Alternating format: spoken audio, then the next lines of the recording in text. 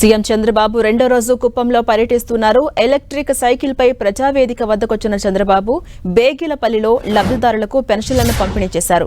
మధ్యాహ్నం తులసినాయనపల్లి సమీపంలో జరగబోతున్న బహిరంగ సభలో చంద్రబాబు ప్రసంగించబోతున్నారు. సభ అనంతరం సుమారు 5,000 మందికి పైగా సబ్సిడీపై ఎలక్ట్రికల్ సైకిళ్లను పంపిణీ చేయబోతున్నారు. సీఎం సమక్షంలో కుప్పంలో పరిశ్రమల స్థాపనకు ముందుకొచ్చిన 7 కంపెనీలతో ఎంఓయూలు కుదుర్చుకోబోతున్నారు. 675 కోట్ల విలువైన ఒప్పందాలను కుదుర్చుకోబోతోంది రాష్ట్ర ప్రభుత్వం. ప్లాస్టిక్ ఉత్పత్తులు, గార్మెంట్స్ తయారీ, వుడ్ స్టోన్ ఉత్పత్తుల పరిశ్రమ, ఇంటిగ్రేటెడ్ చికెన్ ప్రాసెసింగ్ ప్లాంట్ ఏర్పాటు చేయబోతున్నారు.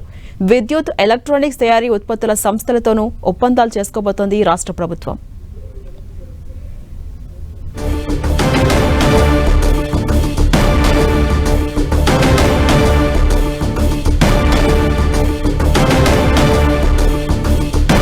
సీఎం చంద్రబాబు రెండో రోజు కుప్పంలో పర్యటిస్తున్నారు. ఎలక్ట్రిక్ సైకిల్ పై ప్రజావేదిక వద్దకొచ్చిన చంద్రబాబు బేకిలపల్లిలో లబ్ధిదారులకు పెన్షన్లను పంపిణీ చేశారు. మధ్యాహ్నం తులసినాయనపల్లి సమీపంలో జరగబోతున్న బహిరంగ సభలో చంద్రబాబు ప్రసంగించబోతున్నారు. ఇక సభ అనంతరం సుమారు 5,000 మందికి పైగా సబ్సిడీపై ఎలక్ట్రికల్ సైకిళ్లను పంపిణీ చేయబోతున్నారు. సీఎం సమక్షంలో కుప్పంలో పరిశ్రమల స్థాపనకు ముందుకొచ్చిన 7 కంపెనీలతో ఎంఓయూలు కుదుర్చుకోబోతున్నారు. 675 కోట్ల విలువైన ఒప్పందాలు కుదుర్చుకోబోతోంది రాష్ట్ర ప్రభుత్వం. ప్లాస్టిక్ ఉత్పత్తులు, గార్మెంట్స్ తయారీ, వుడ్ స్టోన్ ఉత్పత్తుల పరిశ్రమ, ఇంటిగ్రేటెడ్ చికెన్ ప్రాసెసింగ్ ప్లాంట్ ఏర్పాటు చేయబోతున్నారు.